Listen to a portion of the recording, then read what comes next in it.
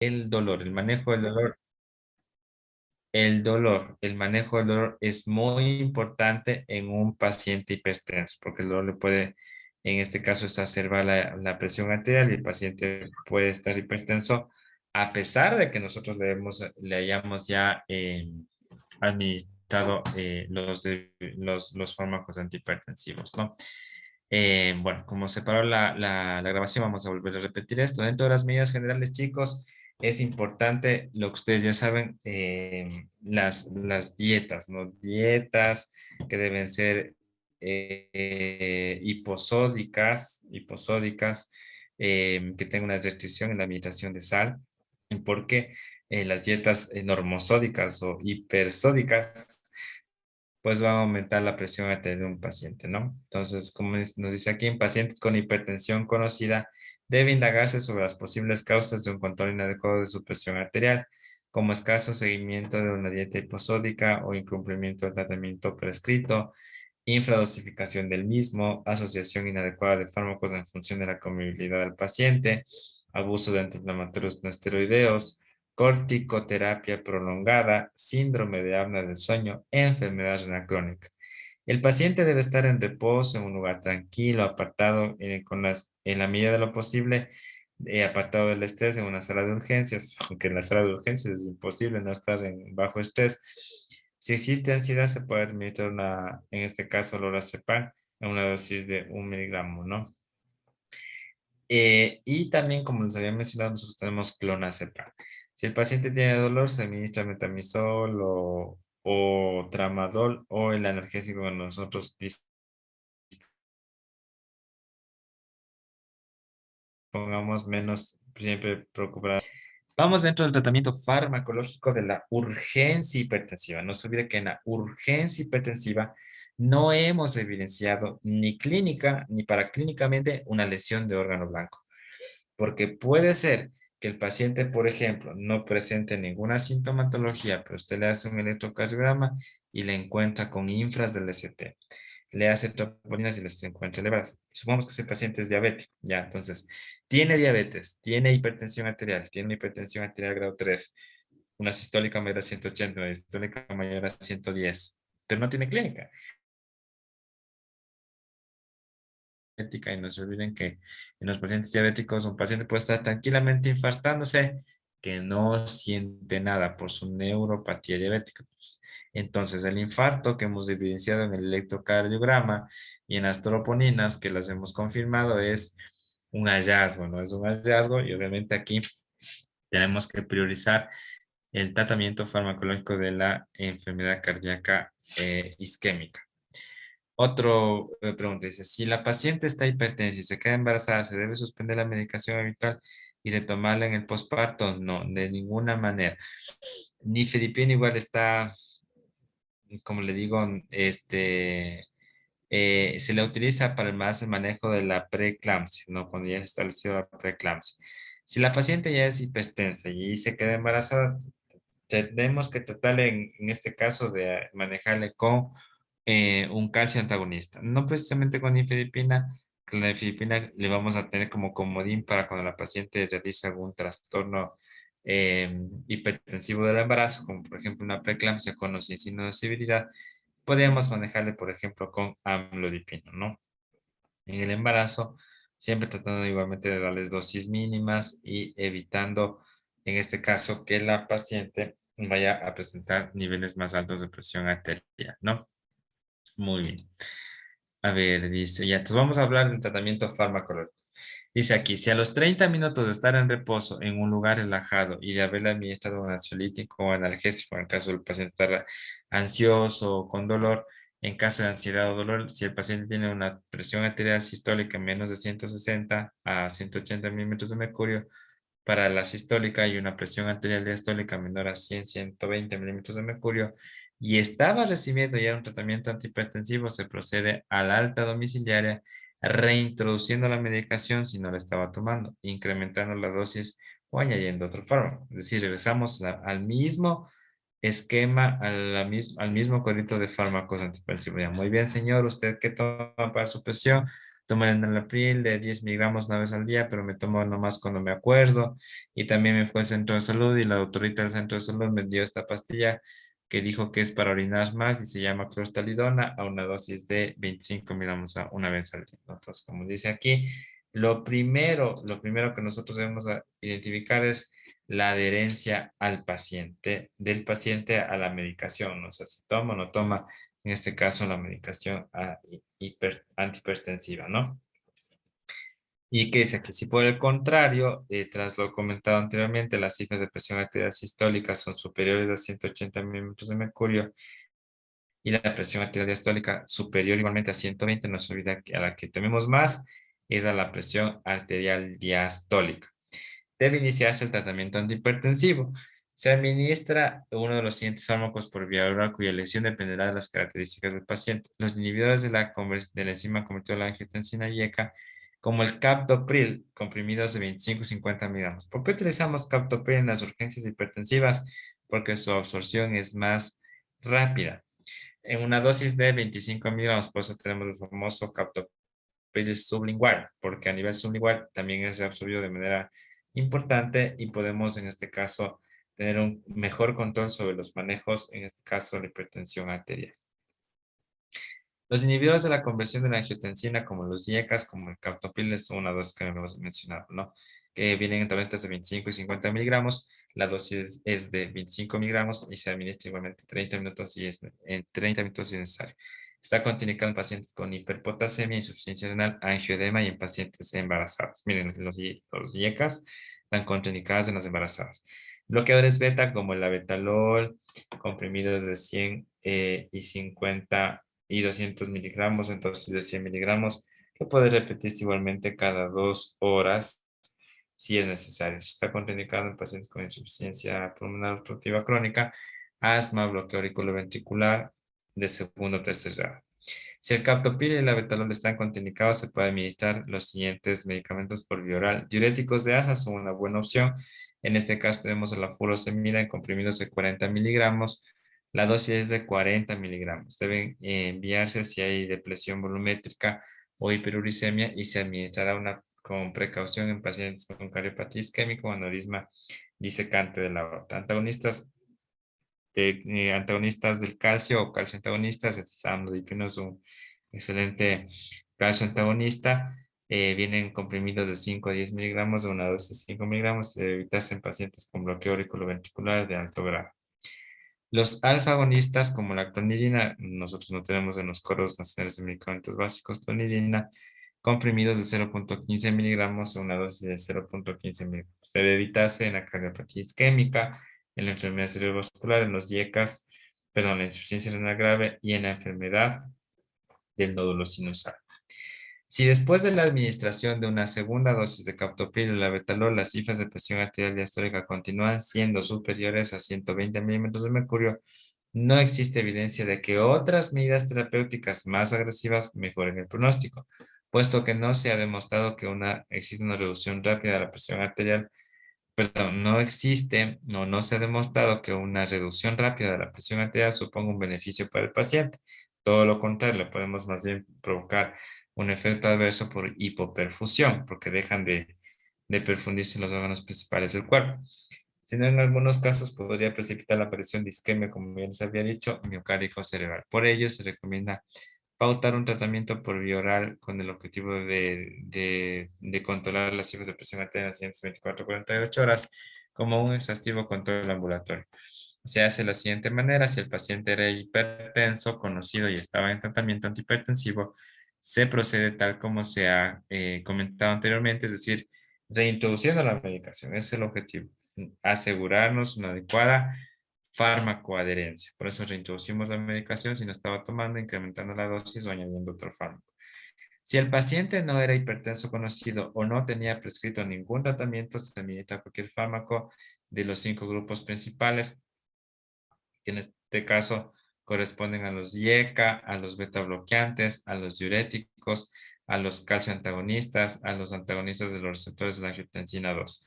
Una pauta inicial muy acertada puede ser la asociación por vía oral de un diurético tiacídico como la clortalidona en comprimidos de 50 miligramos o de hidroclorotiazida cualquiera de las dos son muy buenos, ¿no? Agentes auxiliares o terapia para la terapia combinada. La hidroclorotiazida igualmente una dosis de 25 a 50 miligramos, que son las dosis que ya vimos, en una dosis inicial de 25 miligramos con bloqueante, con un bloqueador beta, como por ejemplo atenolol comprimido de 50 miligramos, una dosis inicial de 50 miligramos cada 24 horas, o un antagonista de calcio como el amlodipino, comprimidos de 5 y 10 miligramos. Dosis inicial igualmente una dosis baja de 5 miligramos en 24 horas. Si se utiliza un arador, se puede administrar los sartán de 50 a 100 miligramos, en dosis inicial de 50 a 100 miligramos cada 24 horas. El uso de fármacos por vía intravenosa debe restringirse solamente para la emergencia hipertensiva, que es lo que vamos a ver más adelante.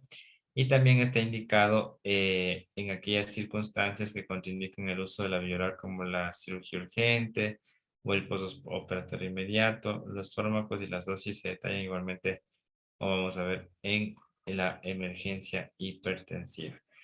Muy bien, dice, Dogacaprotopil tiene mejor efectividad por vía sublingual, no mejor efectividad, es efectivo si se administra por vía oral o por vía sublingual. Nada más que la vía sublingual logra una absorción más rápida.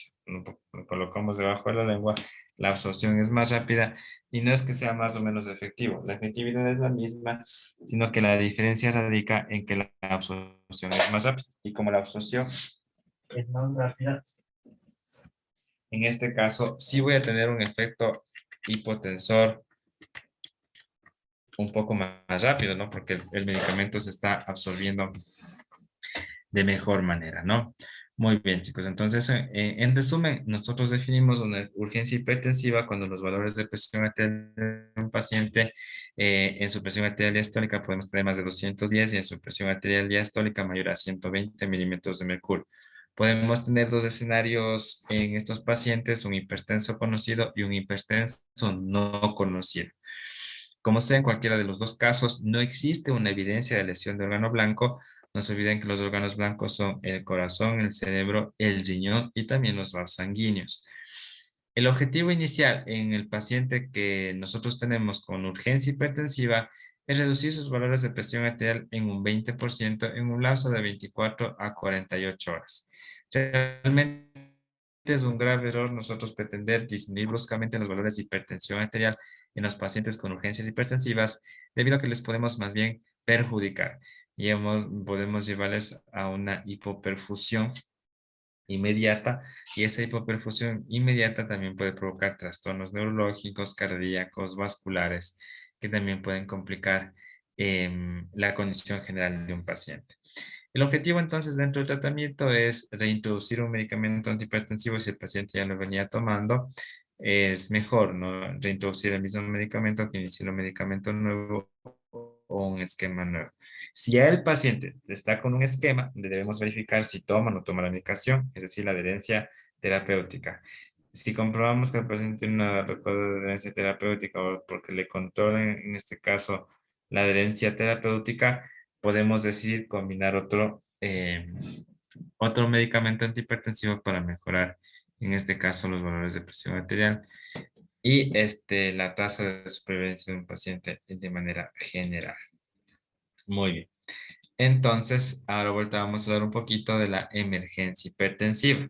Si decimos que en la urgencia hipertensiva no hay evidencia de lesión de órgano blanco, acá en la emergencia hipertensiva vamos ya a tener una evidencia de una lesión de órgano blanco. Y esa evidencia de una lesión de órgano blanco ya le ubica al paciente a un estado más crítico. ¿Qué quiere decir esto? Que un paciente con una emergencia hipertensiva tranquilamente pudiese estar en una cama de unidad de cuidados intensivos o en el peor de los casos fallecer, porque podemos llegar a unos casos totalmente ya irreversibles de un daño bien puesto. Por ejemplo, si habíamos visto un paciente con hemorragia del tallo cerebral. Es un paciente con hemorragia del tallo cerebral que llegó a la emergencia con un estado de coma, con una evaluación de Glasgow. No se olvide que Glasgow no realizamos a pacientes clínicos, solamente debe ser realizado a pacientes traumatizados, es decir, con traumatismo craneoencefálico.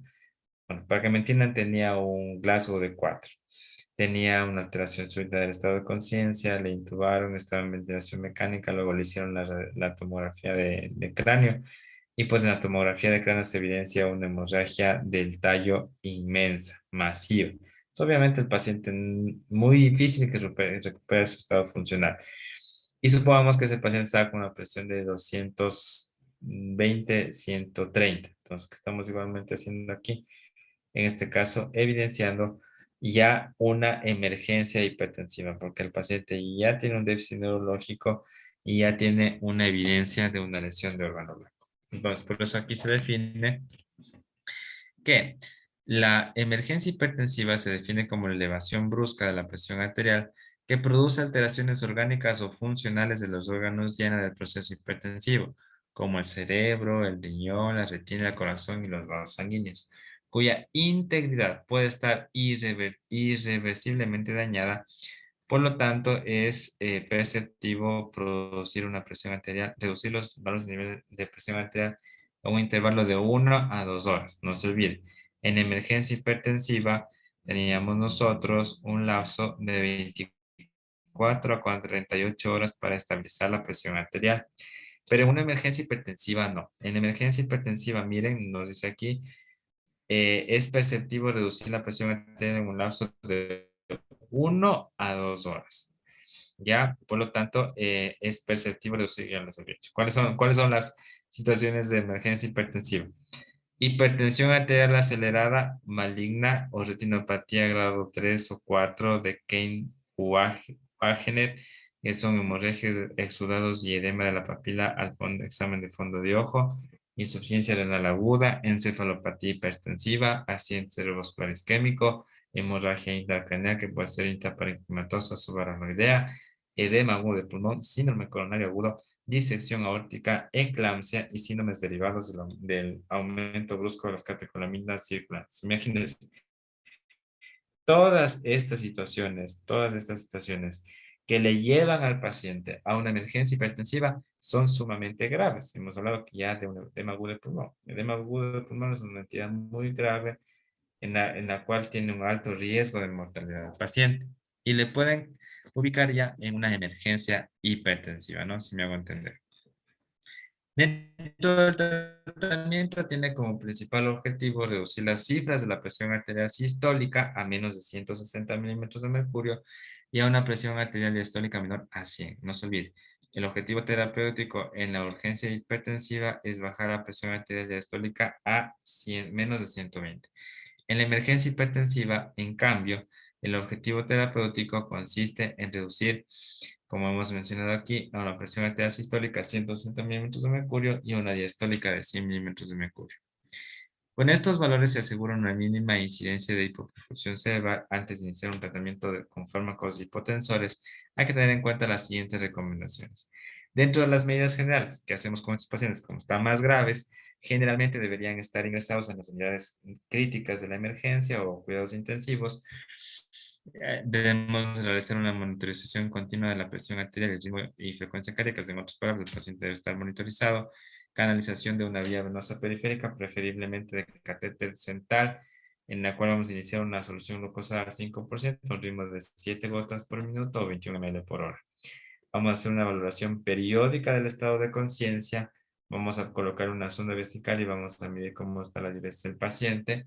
Otras medidas que se consideran necesarias en función del tipo de emergencia hipertensiva y dentro del esquema terapéutico específico. Nosotros tenemos algunos conceptos. En la hipertensión arterial maligna, el tratamiento de lesión es el nitroprusiato sódico.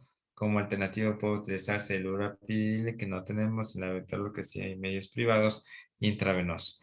El nifedipino, la clonidina y la alfa-metildopa están contraindicados. ¿En qué cosa? En una hipertensión arterial maligna. En una encefalopatía hipertensiva, ¿qué significa eso? Que la hipertensión arterial le provocó al paciente un daño cerebral. El fármaco de lesión es el nitroprusiato sódico. Como alternativa pueden estar el lorapidilol y también el abetalol. ¿Qué más tenemos aquí? Dentro de la enfermedad cerebrovascular tromboembólica o hemorrágica, generalmente son las entidades clínicas más comunes asociadas a una emergencia hipertensiva, a un accidente cerebrovascular o enfermedad cerebrovascular, tromboembólica o hemorrágica. Inicialmente no se tratan las presiones arteriales menores a 120-110 en un ACV isquémico, ya que podría extenderse la zona de penumbra isquémica, sino los valores de presión arterial a menos de 185-110 milímetros de mercurio en el ACV hemorrágico, ya que se suelen controlarse con las medidas generales. Si la presión arterial se mantiene en este límite de 60 minutos después de la primera medición y si la presión arterial sistólica es superior a 185 milímetros de mercurio en el ACV hemorrágico, se inicia el tratamiento de hipotensor por vía oral, obviamente siempre y cuando el paciente tolere. La mayor parte de los pacientes no toleran porque estamos, en este caso, con una alteración importante ya de su estado neurológico. ¿Qué nos dice aquí? Debe evitarse las vías sublinguales, ¿no? Intravenosas. Para mantener uno de los siguientes fármacos son unas opciones. Tenemos el abetalol. En comprimidos nosotros no tenemos en los medios públicos de 100 a 200 miligramos o dosis de 100 miligramos cada 12 horas, o el irbesartán, tabletas de 75, 150, 300 miligramos, una dosis de 150 miligramos cada 8 horas.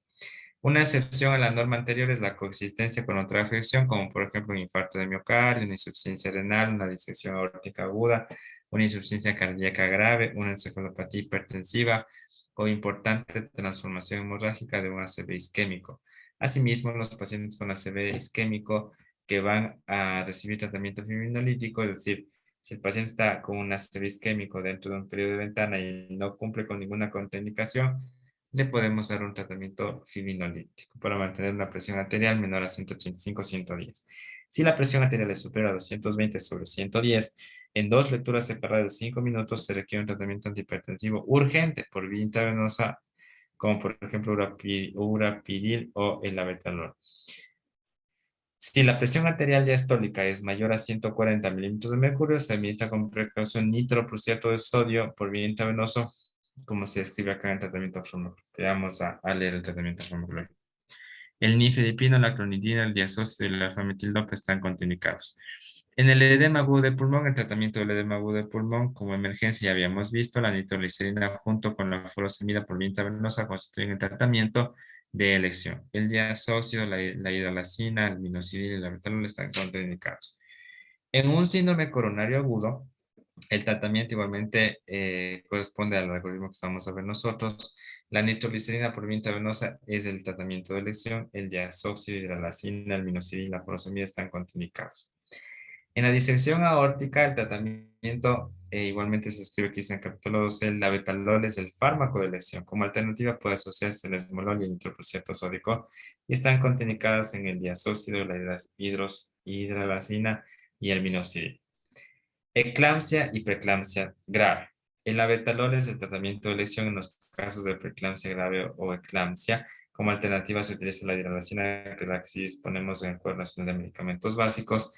La presentación comercial de estas sustancias, la dosis, bla, bla, bla.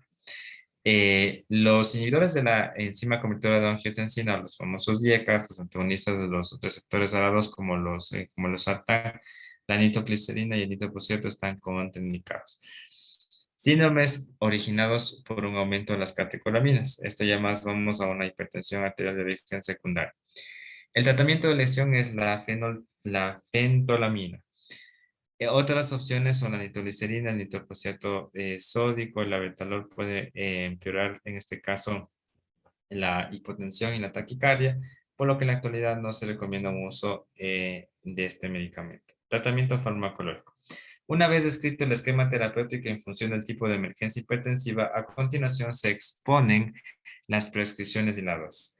Uno de los fármacos más utilizados y que nosotros sí lo disponemos dentro de nuestro Cuadro Nacional de Medicamentos Básicos para el manejo de una emergencia hipertensiva es el nitroprusiato de sodio. Obviamente este nitroprusiato de sodio siempre debe estar en una bomba de perfusión porque son medicamentos sumamente delicados, ¿no? Para la administración del nitroprusiato sódico en ampollas de 50 miligramos, es necesario que el paciente esté monitorizado electrocardiográficamente de manera continua por su efecto adverso. Se administra por vía intravenosa en dosis inicial de 1 microgramo por kilo minuto, para lo cual se diluye una ampolla del nitroprusiato de sodio que viene de 50 miligramos en 250 cc de dextrosa 5% en agua y se infunde a una velocidad de 21 ml/h para un paciente de aproximadamente 70 kilos de peso. Estas dosis pueden incrementarse si es necesario hasta 3 microgramos por kilo minuto. Nada más. A la solución hay que tener, protegerle de la luz, que aparentemente precipita. Este fármaco es metabolizado, estamos dando el nitroprusiato por los hematías y desprende radicales ciánicos a nivel del hígado y transforma el tiocianato que se excreta por la orina. En la insuficiencia renal o en el caso de infusiones prolongadas puede producirse una intoxicación cianhídrica en la cual el paciente puede presentar visión borrosa, acúfenos, confusión y convulsiones y está contraindicado en la preeclampsia. El abetalol. El Aveltalol igualmente nosotros tenemos disponible solamente en los medios privados, vienen en ampollas de 20 ml por 100 miligramos. Es un bloqueador beta no carioselectivo y un bloqueador alfa selectivo. Se administra en bolo intravenoso lento en una dosis de 20 miligramos, es decir, 4 ml cada 5 minutos hasta el control de las cifras de la presión arterial y hasta haber administrado 100 miligramos o una ampolla. Si es necesario, se inicia una infusión intravenosa en dosis inicial de 0,5 a 2 miligramos por minuto, para lo cual se diluyen dos ampollas de 200 miligramos en 200 ml de dextrosa 5% y se infunde a un ritmo de 42 a 48, de 22 a 48 gotas por minuto, que corresponde de 36 a 144 ml por hora, hasta la normalización de la presión arterial sin sobrepasar la dosis total de los 300 miligramos. Más tarde, una vez establecidas las cifras de presión arterial, pueden utilizarse por la vía oral 100 y 200 miligramos en una dosis inicial de 100 miligramos cada 12 horas. Este fármaco está contraindicado en pacientes con insuficiencia cardíaca con fallo sistólico porque es paciente de un alto riesgo de presentar un bloqueo de segundo o tercer grado. El urapidil no lo disponemos en los medios, ni medios ni privados, me parece. El urapidil viene en ampollas de 10 ml con 50 miligramos. Es un antagonista selectivo de los receptores alfa-1 postsinápticos. Se administra inicialmente una dosis de 25 miligramos o media ampolla por vía intravenosa en 20 segundos. Si no se obtiene una respuesta adecuada, puede repetirse a los 5 minutos la misma dosis y por la misma vía. Si transcurridos 15 minutos de esta segunda dosis aún no se ha controlado las cifras de presión arterial del paciente, deben administrarse 50 miligramos o una ampolla por vía intravenosa en 20 segundos. En general, la dosis de ataque es de 2 ampollas. Es suficiente en este caso la administración del antihipertensivo. Bueno, aquí está la dosis, ¿no? La nitroglicerina, esta nosotros sí la disponemos, la nitroglicerina y la hidralazina. La nitroglicerina viene en ampollas de 5 ml con 5 miligramos y ampollas de 10 ml con 50 miligramos. En otras palabras, tengo nitroglicerina con 5 y 50 miligramos. Se administra por vía intravenosa en dosis inicial de 20 microgramos por minuto, para lo cual se diluyen 15 miligramos, es decir, 3 ampollas de 5 ml o 3 ml de la presentación de 50 miligramos en 250 cc de dextrosa 5% y se infunde a un ritmo de 21 ml/h. Debe recordarse que para obtener una correcta dosificación, el frasco de solución siempre debe ser de cristal, como dice aquí. Esta infusión se va incrementando de 10 en 10 micrómetros, es decir, de 9 mililitros por minuto, hasta que la mejoría clínica del paciente llegamos a una presión arterial sistólica menor a 90 milímetros de mercurio. Este fármaco que estamos hablando en este caso de la nitroglicerina debe evitarse en pacientes con anemia grave, traumatismo craneoencefálico, hemorragias cerebrales y glaucoma agudo cerrado. Está contraindicado también en la eclampsia. Hidralacina es un medicamento que nosotros sí lo disponemos también en las unidades de ginecología, se encuentran abastecidas en la urgencia hipertensiva del embarazo. Por eso decimos que la hidralacina es el tratamiento de elección en el embarazo. Se administra una dosis de 20 miligramos, una ampolla por vía intramuscular que puede repetirse a los 60 minutos si es necesario. Si se trata de una eclampsia, se administra ya por vía intravenosa una razón de 0,5 a 1 miligramo por minuto, para lo cual se diluye una ampolla, es decir, 20 miligramos en 100 ml de dextrosa 5% y se infunden a un ritmo de 5 a 100 gotas por minuto. En estas dosis puede repetirse si es necesario a los 30 minutos. Y la hidralacina está contraindicada en la disección aórtica, en el edema agudo del pulmón, una cardiopatía isquémica. Y finalmente, Tenemos a la fentolamina, viene en cartuchos de 440 microgramos, se administra por vía intravenosa en una dosis de 5 miligramos o 12,5 cartuchos diluidos en 100 de CC de 3 a 5% y se infunden en 20 minutos, ¿no? Bueno, chicos, de manera general, en la emergencia hipertensiva, lo que ustedes tienen que tener en cuenta ya es la lesión del órgano blanco. Si ya existe una evidencia de una lesión de órgano blanco, obviamente ustedes le van a evaluar al paciente, le van a verificar cómo se encuentra su hemodinamia dentro de la valoración primaria. Y si se encuentran con valores de presión arterial sistólica mayores a 100, 220 y diastólicas mayores a 110 milímetros de mercurio, entonces, en este caso, ya estamos hablando que el paciente tiene una emergencia hipertensiva. Dentro de las medidas generales, igualmente podemos considerar en primera instancia la monitorización continua. El paciente debe estar vigilando su estado de conciencia, de que no existan alteraciones motoras, alteraciones focales, que en este caso pueden hacernos sospechar ya la presencia de una lesión de órgano blanco.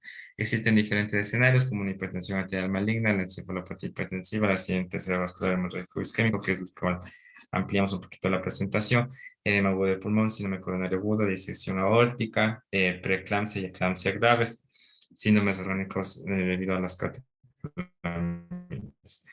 Entonces, dentro del tratamiento farmacológico, lo que nosotros tenemos en nuestro medio es el nitroprusiato de sodio, y en este caso vienen ampollas de 50 miligramos, como nos dice aquí, se administra por vía intravenosa inicial de los 50 miligramos o una ampolla, y el objetivo es pasarle a 1 microgramo por kilo minuto de nitroprusiato. La betalol es un excelentísimo hipotensor, es un beta-bloqueante parenteral por vía intravenosa, pero es un excelente, en este caso, beta bloqueante.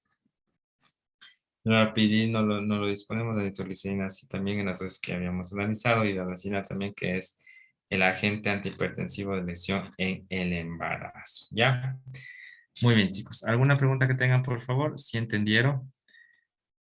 ¿Alguna pregunta que tengan?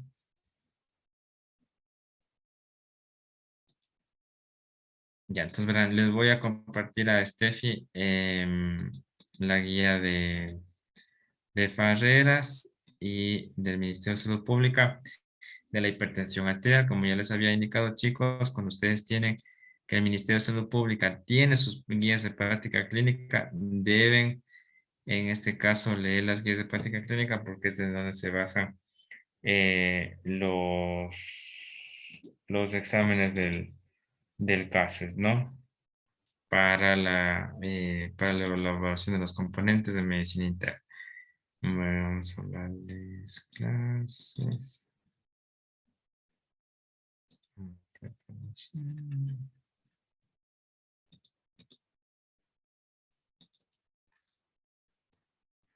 Ya, ¿alguna pregunta que tengan, chicos, por favor? Ninguna, doctor. Ya, chicos, entonces llegamos hasta aquí, ¿no? Doc, no Nos quería dejan, molestarle y abusar de su hermosa confianza, no mentir. Pero a ver si es que podemos digan. revisar esas preguntas que le dije ayer. Ya, pero solo me mandó una. Sí, es que como sabía que teníamos clases hoy día, era para compartir la Ya, pantalla y ir leyendo todos y poder ir bien. Porque yo les, ya, o sea, yo a los chicos les estoy evaluando alrededor de ya, unas 100 preguntas a la semana. Pero ya, antes había un chico que nos ayudaba con las respuestas del CAS y ahorita solamente nos mandó como que el enlace a medias y esas ya, no cuadran algunas respuestas, entonces esas respuestas ya las ya, descartamos y queremos revisarle. Ya le comparto la pantalla ya. ya. Pero no todas son de medicina interna, pero igual. A ver, en esta, no. En esta, yo, por ejemplo, aquí dice varón de 50, sí, sí, pueden ver. Sí, Ya, varón de 58 años de edad acude por presentar un dolor a nivel inguinal izquierdo, según relata presentado pocos días luego de esfuerzo físico realizado en la mudanza de su casa. Su médico diagnosticó una hernia inguinal grado 2 y recomendación corrección quirúrgica, la cual se efectúa en la semana siguiente. En exámenes de laboratorio efectuados previo a la cirugía, destaca glicemia en ayudas de 118. El acto quirúrgico se lleva a cabo sin complicaciones del postoperatorio inmediato. ¿Qué conducta sería más adecuada respecto al empleo de antibióticos? aquí nosotros le tenemos que no está indicada profilaxis antibiótica postoperatoria. Sí estaría bien, Ujú. ¿cierto? Sí, porque no es una, no dice que es una hernia complicada. Ya. Y está ya en su postoperatorio y no le dice ningún signo o síntoma de infección. No le dice que tiene fiebre, edema, nada de esas cosas. ¿Y no es la respuesta? ¿O no sabe? Esa le puse yo, pero no sé si estaba bien. Ajá, Ya.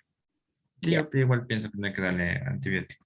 ya. Esta era Pero, creo que la que le mandé para que revisen. Ala. Era la Para del. mí es esa del Montenegro. Ya, porque dice ante la sospecha de un Ujú. caso clínico epidemiológico de leishmaniasis cutánea en el Ecuador, ¿cuál es la asociación adecuada entre prueba diagnóstica y resultado que indica con mayor certeza que se trata de esta enfermedad en fase activa? Usted dice que es Ahí la, entra, la C, ¿no? ahí entra, Nosotros ajá, tenemos la la C. B. ¿Cuál es la B? Eh, PCR, detección del DNA del biopsia parástos. cutánea y presencia de amastigotes. Pero dice la presencia activa. Mm, No sé si se le puede ver mejor. El resultado que indica con mayor certeza, dice, mayor certeza que se trata de una enfermedad en fase activa. Claro, ahí sí puede ser la biopsia cutánea y la presencia de mastigotes. Esa como la mayor certeza, por la palabra que le ponen ahí, mayor certeza. Pero no se hace siempre la biopsia cutánea, sino se le hace esta prueba de intradermorreacción o mantener. Y entonces esto también ¿Cómo le sería? tenemos así mismo. Ujú, Ya. ujú.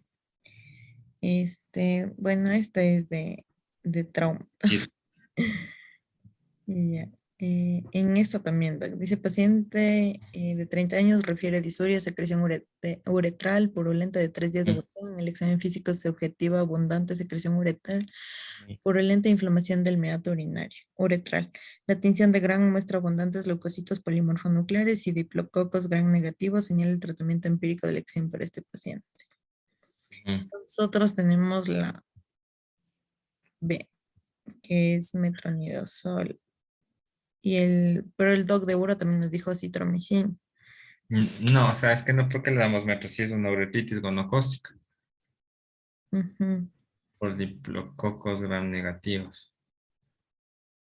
Sí, a ver. O sea, el metronidazol no estaría indicado. No estamos cubriendo anaerobios. Y al hablar de diplococos gram negativos, estamos hablando de Neisseria gonorrhoeae. Entonces, la Neisseria gonorrhoeae se cubre solo con la ceftriaxona. Ya, entonces, ¿cuál le Ujú. dejamos? Intramuscular más acitro o en Sí, una sola dosis. no, la intramuscular más acito.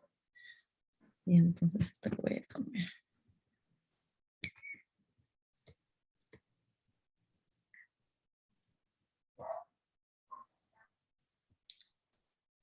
Ya, chicos, irán viendo, ahí sí ya decidan ustedes qué desean poner, ¿no?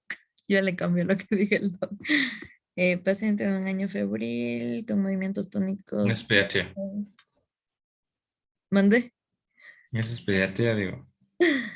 Ah, Un sí, año. ¿verdad? No, pero sí era diazepam rectal aquí. Eso Sí, es. ya se puede grandes.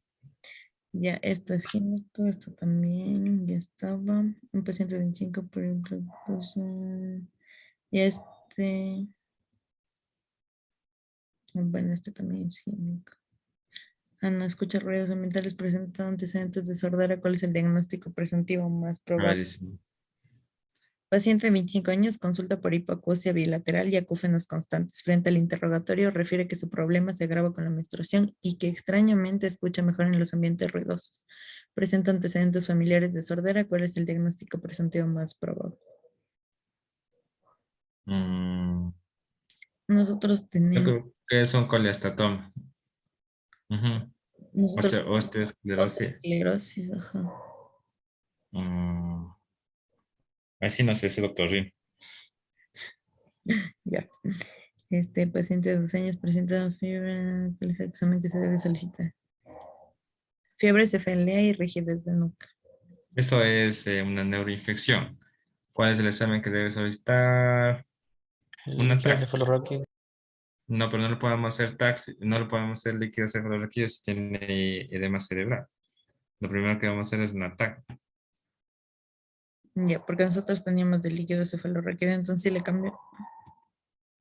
Es que no podemos hacer punción lumbar si no tengo un ataque. Si usted hace punción lumbar a un paciente con edema cerebral, se hernia y se muere. Ya. Entonces ahí tal vez, ¿cuál sería la respuesta? La pregunta estaría mal planteada, sería cuál es el examen que se debería solicitar inicialmente. Obviamente, a la final el diagnóstico de una infección nos va a decir el líquido cefalorraquídeo, pero antes de obtener el líquido cefalorraquídeo es obligatorio hacer una tomografía. Nadie se va a meter a hacer una punción lumbar si no tiene una tomografía. Bueno, voy a dejarle las dos para que chicos ahí pongan lo que ustedes deseen. Yo también sí pondría ataque. Ya, Ujú, aquí señala la afirmación correcta sobre los principios que rigen la administración de un antimicrobiano como profilaxis perioperatoria. ujú, Ya, nosotros creo que teníamos nosocomial. Ah, no. Un adecuado espectro reducido de cobertura de patógenos importantes. ujú. Sí, A ver, a ver, póngale la pregunta. ya, ahí. Dice, Señala. señala la información correcta con respecto a los antibióticos con profilaxis. Administración de antibióticos, independientemente de la cirugía, no, no a todas las cirugías se les pone antibióticos de profilaxis. Un adecuado espectro reducido de cobertura de patógenos importantes. La profilaxis antibiótica previene infecciones nosocomiales. El uso de antibióticos profilácticos 3 horas antes de la cirugía. Mm, es que acá nos pone el adecuado espectro reducido de cobertura de patógenos importantes. No, pues es que no debo dar un espectro reducido, debo decir un amplio espectro para patógenos importantes. Yo creería que la profilaxis antibiótica previene las infecciones nosocomiales. Ye- ya. Es que era por lo que decía como profilaxis perioperatoria. Perioperatoria. Ah, después Sí, sí podría ser. Ahí no habláramos de 3 horas antes de la cirugía. Entonces, ¿cuál pongo? Para mí la opción C, que la profilaxis antibiótica previene infecciones nosocomiales.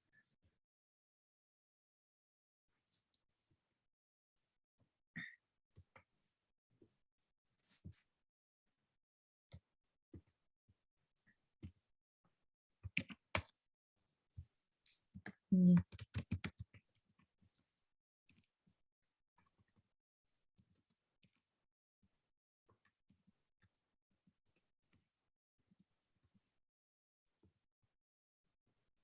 ya.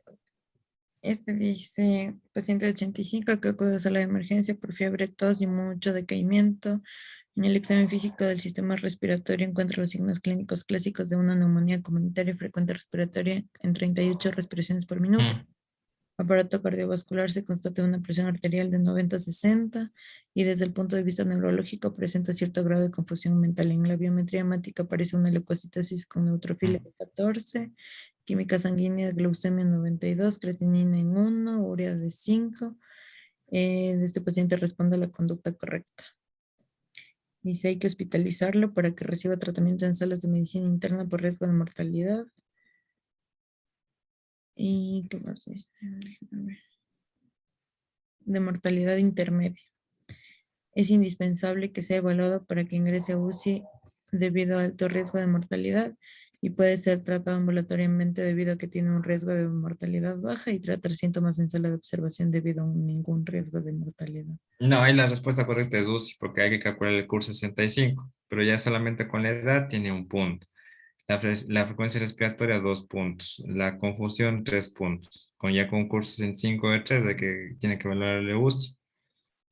Y eso es independientemente de la edad, tiene que ingresar a terapia intensiva por el curso 65. Ahí estaría bien la B entonces, ¿no? Sí, esa es la correcta. Ya. En el signo de Chobosky, Chebostec, eso es un signo clínico de el Chebostec y el Trousseau, o hipercalcemia. hipocalcemia. Hipocalcemia, muy bien. Yes. Entonces, este también sí está bien. Ujú. Este de malaria. En una lesión de médula espinal, dicen, el paciente presenta con paraplegia en miembros inferiores, con piramidalismo, embolición de tres reflejos cutáneos abdominales, cremasterio y alteración sensitiva correspondiente. ¿Desde qué segmento se diagnostica la lesión? De 2 de 8 de 11 L1. Esta sí está mal porque decía L1. Ujú, Creo que estoy bien. ujú. L1. Ah, sí está bien L1. ¿Cuáles pusieron ustedes? Yo puse L1, pero no sé si está bien. Sí, sí está bien L1 porque ya establece ya también la alteración de reflejos cutáneos de icono climasterico. Ya. Es que esa sí me acuerdo que hice yo. Ya, déjeme ver. Mujer de 26 años y este es de gineco. Eh, Señala un factor de riesgo de infecciones de sitio quirúrgico que depende del paciente. Necrosis, profilaxis inadecuada, operación reciente, hipotermia, hipoxia.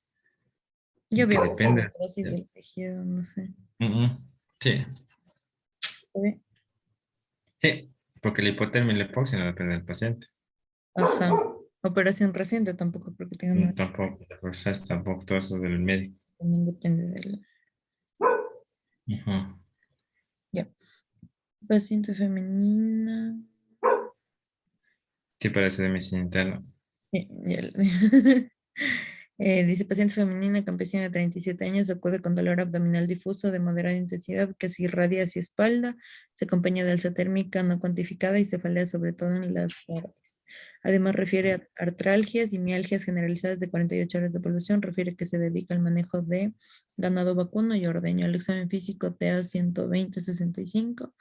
Frecuencia cardíaca 87, saturación de 95, temperatura 38,8, conjuntivas rosadas, mucosas orales semihúmedas, cardiopulmonar, sin datos patológicos, abdomen blando, depresible, doloroso, la palpación en forma difusa, ruidos presentes, presencia de hepatomegalia de 12 centímetros en línea medio clavicular derecha, examen neurológico normal, en base a su sospecha diagnóstica, ¿cuál es uno de los antibióticos que iniciaría junto al streptomicina? Y mi ¿Qué penendo, opción pusieron ahí? Eritromicina, me parece. O doxiciclina. aquí está eritromicina. Eritromicina, sí es la respuesta correcta. Sí, Sí. ya, este es de vacunas, también es de pedia, gineco, de 68 años, acude al servicio de emergencias, acompañado Ya. de menor, debido a astenia progresiva y disnea que han evolucionado en los últimos meses. El examen físico 90, TA 150, 100, Está hipertensa. ingurgitación yugular, estertores en las bases de ambos campos pulmonares y un ritmo de galopeo. La RX de tórax revela incremento de la silueta cardíaca y aumento de la trama vascular bilateral basado en los datos clínicos de esta paciente. ¿Cuál es el diagnóstico más probable? Una insuficiencia cardíaca. Ya, entonces, Ujú. ya está bien. Ya.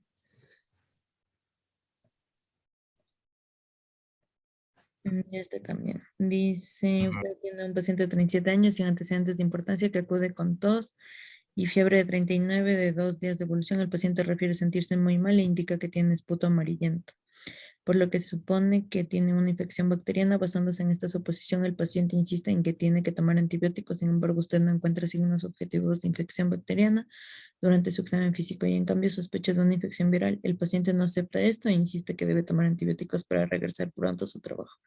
¿Cuál sería la conducta más apropiada en este caso? Explicar al Ya. paciente que usted no puede ser su médico tratante y referirlo donde alguien más. Ese no. No, Solicitar la firma de un consentimiento informado y dar el antibiótico. no, Explicar al paciente la evidencia disponible y solo dar tratamiento sintomático, se le puse yo. Y explicar al sí, paciente la evidencia disponible y dar el tratamiento antibiótico no, sin. esa es la correcta. Ya, esta creo que es la misma. Esta también creo que estaba igual. Es de cirugía, creo. Paciente de Pero 40 coraje, acude por fiebre, consultar. fiebre, ictericia, dolor, corajitis. Y aquí está colecistitis. Porque, a ver, dale a la pregunta. Ya. Paciente masculino de 46 años acude por presentar dolor abdominal, me supongo que es 8 a 10 de 4 horas de evolución, localizado en el epigastrio, hipocondria derecho, sin irradiación continua, se acompaña de náusea que no llega al vómito por una ocasión. Eh, Refiere además sensación de alza térmica y distensión abdominal. Ha notado que su orina está un poco más oscura Ujú, de lo normal. Al examen físico TA 120/65, frecuencia cardíaca 100, saturación 96, temperatura de 38,5, conjuntivos rosados, escleras no ictéricas, ujú. Sí mucosas. es colecistita, porque no me dice que tiene ictericia. Ya, entonces, Entonces, sí es ya. solo colecistitis. Aquí dice un paciente con antecedentes de enfermedad pulmonar obstructiva crónica, cursa el sexto día de posoperatorio por cirugía abdominal, presenta disnea súbita y reagudización de su enfermedad. Usted sospecha de tromboembolismo del pulmón. ¿Qué estudio solicitaría para confirmar el diagnóstico?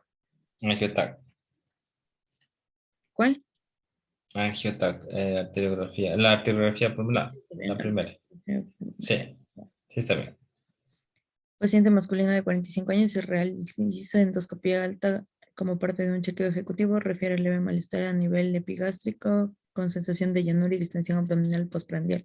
Su hábito evacuatorio no ha cambiado, niega pérdida de peso dentro de sus antecedentes personales, apendicectomía a los 12 años, antecedentes familiares, abuela materna tuvo cáncer de útero a los 56, examen físico con sus exámenes, como signos vitales estables, cardiopulmonar normal, abdomen blando, depresible, levemente doloroso la palpación en epigastrio, ruidos normales, se aprecia timpanismo generalizado, no visceromegalia, el resto del examen físico es normal, en la endoscopia se encuentra una gastropatía eritematosa de antro, el resto del examen es normal, se recibe el resultado de la biopsia que indica gastritis crónica con atrofia leve y metaplasia intestinal incompleta, Helicobacter pylori positivo, ¿cuál sería su recomendación? Así intestinal.